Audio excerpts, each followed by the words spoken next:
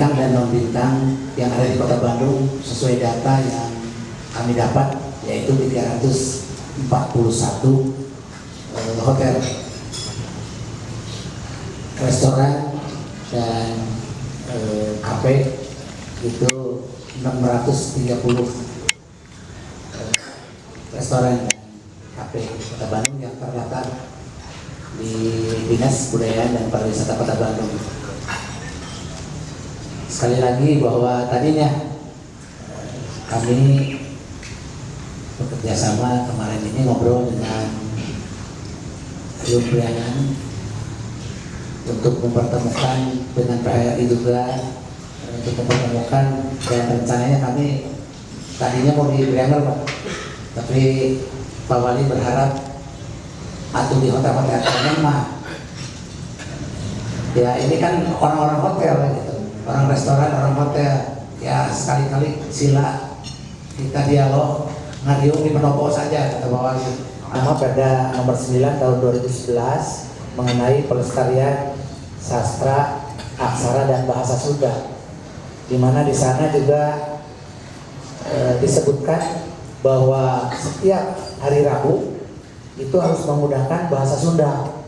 Nah ini jadi tentu perda ini berlaku bagi yang ada di Kota Bandung. Nah ini juga minimal, jadi walaupun bahwa belum ada Pak, minimal pada hari Rabu itu harus menggunakan bahasa Sunda. Jadi minimalnya diselingi oleh harus ada bahasa Sundanya gitu, biar mengenal sastra, aksara dan bahasa Sunda. Bahwa kita juga sudah pemerintah Kota Bandung juga sudah ada Perda nomor 5 tahun 2012. Kalau ini sudah ada perwanya, Perwa 09 tahun 2013 mengenai pelestarian seni tradisi. Nah, makanya kami dari Dinas Kebudayaan Pariwisata Kota Bandung sudah mengeluarkan surat agar kepada hotel, pada beberapa hotel dan restoran, bahwasanya dimohonkan agar bisa mengumandangkan seni tradisi di hotel dan restorannya. Penduduk Bandung hanya 2,6 juta, turisnya 6 juta. Jadi ini luar biasa. Kalau setiap orang buang duit 500.000 aja sekali datang, udah 3 triliun pertukaran uang yang bagi-bagilah dengan bapak-bapak ibu di sini gitu kan. Ada yang ke restorannya, ada yang ke transportasinya, ada yang ke hotelnya. Dan rata-rata laporannya sama, setiap weekend nggak ada hotel yang kosong. Hotel Trans saja yang 2 hotel berdempetan full book terus kalau malam minggu.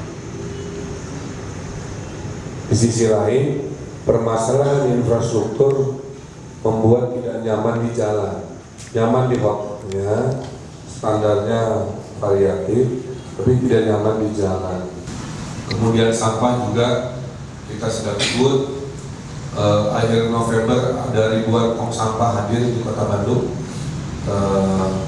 karena butuh pembelian dan orderan. Tong sampahnya itu sederhana, dari plastik ramah lingkungan. Plastik ramah lingkungan itu terbuat dari tapioka, satu. Jadi dia 3 minggu sampai sekian bulan hancur, tidak kayak keres. Tapi keuntungannya apa Pak? Kalau kita pakai plastik, si petugas kebersihan nggak usah nyampur lagi di truk.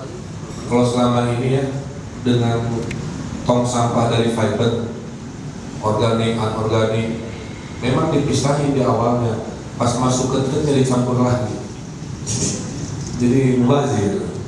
Nah, baru dengan plastik ramah lingkungan, warna hijau untuk organik, warna putih untuk anorganik. Pas sampahnya penuh tinggal ditali pakai rapia, lempar ke truk, jadi pasti rapi karena kumpulan plastik-plastik yang sudah dipisahkan. Nah itu untuk kebersihan. Banjir, kami sedang menyiapkan ribuan sumur resapan. Kita sudah menyiapkan tim penggali gorong-gorong. Kerjanya tiap hari hanya menggali gorong-gorong, ya. selama masih ada gorong-gorong mampet dia nggak boleh berhenti bekerja. Kemudian masalah PKL ini pelik ya Pak, karena menyangkut manusia, dan kalau sudah urusan manusia dan urusan perut tidak sesederhana itu. Jadi sedang berkomunikasi. Pak Jokowi aja nunggu 8 bulan dari Tanah Abang, artinya memang ada proses terus dibangun. Jadi itu prioritas yang berusaha di jalan, dan mimpi saya tentang Bandung ini ada 2. Yang pertama, Bandung harus jadi kota wisata internasional.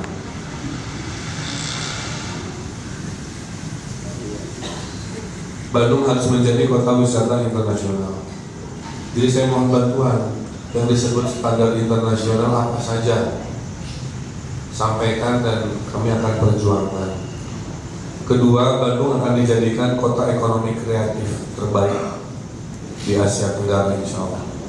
Jadi dunia film, arsitektur, desain, musik, fashion itu di sini.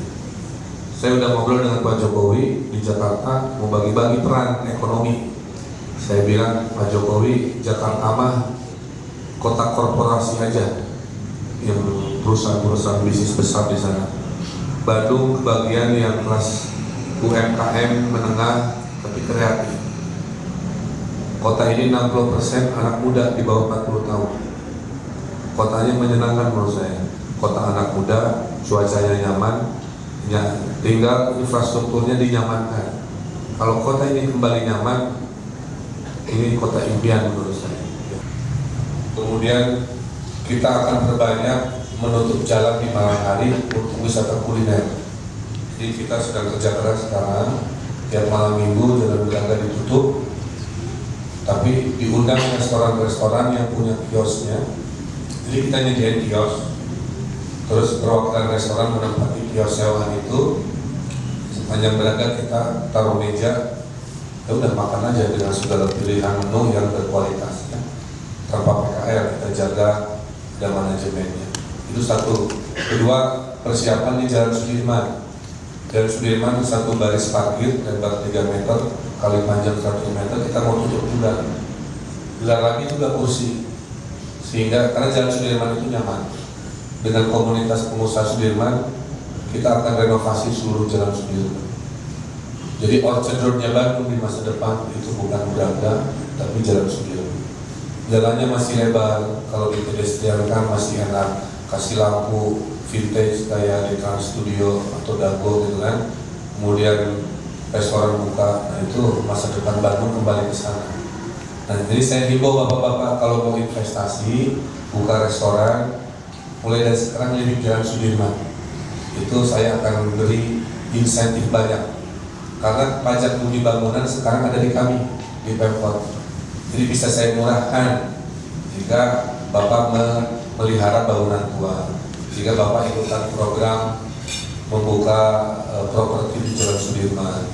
Jadi kita take and give ya dengan kapasitas yang kami miliki. Itulah kenapa kita menghimbau berpartisipasi semudah bisa, tidak di weekend, seragam karyawan-karyawan atau minimal GM-nya ada sudah-sudahnya, supaya kalau orang datang, oh this is Hilton Bandung, not Hilton Kuala Lumpur atau Hilton mana.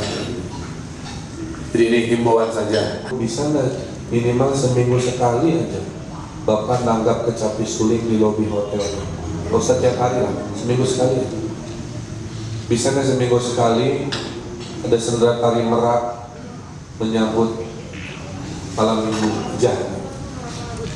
Dengan begitu masyarakat ini merasa wisatawan dan turis ini masuk ke seluk ekonomi mereka, Pak.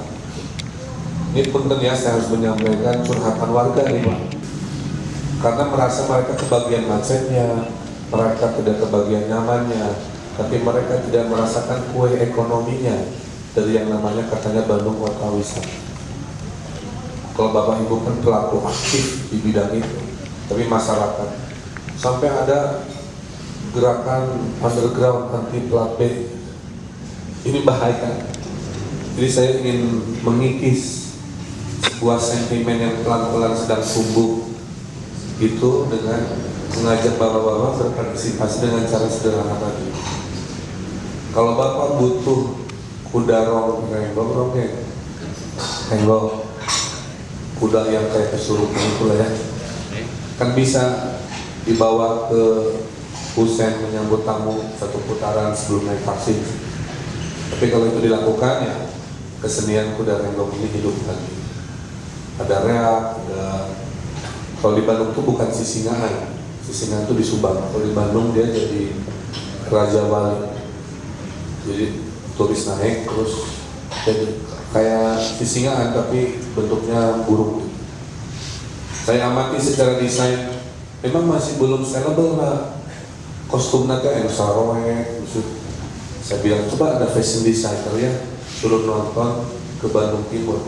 Ini keseniannya bagus, tapi secara penampilan kurang cantik dilihat. Butuh sentuhan fashion designer membuat kebiar.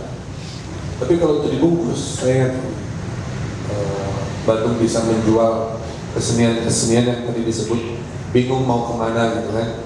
Nah sekarang saya sambil kita bereskan, tolong dibantulah ya, meng-hire.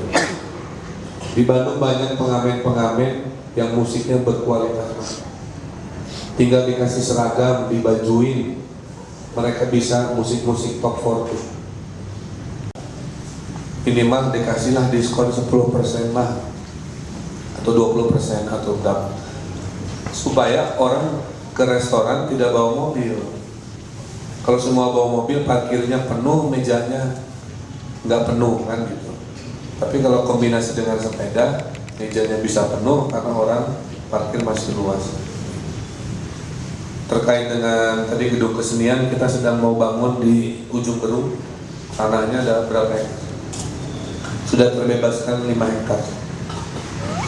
Nah, kita sedang cari upaya untuk membangun gedung pertunjukan kelas internasional juga. Jadi sekarang kenapa saya ngajak bapak-bapak ke Pendopo? Karena kami punya power merubah kota ini hanya seperempat. Dengan gabung dengan bapak-bapak bagi tugas, ibu-ibu, kita sudah lumayan 50% gitu. Saya kumpulin ormas 2 hari lalu yang jumlahnya 150 dengan segala warnanya, waduh pusing. Satu ormas aja dikumpulin pusing 150 door. Demi 75% perubahan. Dengan media menggenapi 100%. Jadi poin saya, mari kita berpikir cintai Bandung dengan solusi lah. Saya paham berjalan kaki di Bandung tidak nyaman. Itu sedang direncanakan. Kita juga akan bikin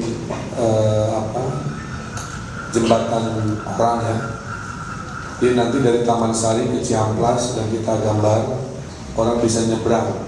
Jadi mobilnya parkir di kebun binatang, dari kebun binatang dia akan jembatan ke Ciamplas. Itu contoh bagaimana kami ingin mempermudah pergerakan orang di sini. Damri tiap hari Senin gratis untuk pelajar, itu sudah dimulai supaya mengurangi pergerakan pelajar dan juga macet di pagi hari. Jadi itu Pak Ferry ya, kalau memang bicara optimis pesimis, saya mengambil sisi optimisnya aja. Mungkin dengan kita kerjasama banyak ide-ide baru memperbaiki kota ini. Kota ini nggak boleh berhenti. Jadi saya kira kita berbagi peran ya. Tugas pemerintah kan memudahkan urusan. Sebenarnya hakikatnya ada di situ. Jadi kalau Bapak izin di Pungli, ya kita permudah hakikat itu seperti itu. Saya bilang tadi, kami punya kewenangan sekarang ngurus pajak bumi bangunan. Kita bisa menggunakan insentif itu. Kalau Bapak mau berbisnis di bangunan tua yang merepotkan, tapi kami punya kepentingan karakter kota dijaga. Tengah-tengahnya di mana? Ya kami kurangi pajaknya, yang kebetulan bisa kita lakukan. Jadi saya kira motivasi-motivasi itu akan terlihat. Setahun lah ya perubahan itu kerasa. Kalau sekarang mas 100 hari juga. Jadi gini, Bandung itu penyakitnya banyak Pak, dari kepala, dari sakit kepala, sakit mata, sampai rorong leher ya. Jadi waktu dikasih obat, ada yang sembuhnya cepat, ada yang sembuhnya lama. Kota Bandung juga sama. Yang sembuhnya cepat, insya Allah kebersihan saya kerja keras sekarang. Urusan jalan bolong itu menengah sembuhnya, 2 tahun beres semua. Kalau lihat teorinya, kemacetan itu jangka panjang. Karena yang bikin macet banyak hal, tidak hanya urusan mobil banyak, pasar tumpah, angkot ngetem, parkir sembarangan, ya. Kemudian juga orang jauh dari tempat kerja, rumah di mana, sekolah di mana, gitu kan. Tidak ada transportasi publik dan seterusnya. Jadi obat-obat itu saya menyampaikan tadi gagasan-gagasan, maksudnya untuk menunjukkan kami bukan orang pesimis. Kami sedang memaparkan sebuah upaya justru untuk menjawab pertanyaan-pertanyaan yang selama ini selalu menjadi kekesalan kita semua. Jadi mohon dukungannya, termasuk tadi himbauan-himbauan kami supaya saling berbagi peran, sehingga suatu hari nanti ya kota ini menjadi normal dan nyaman.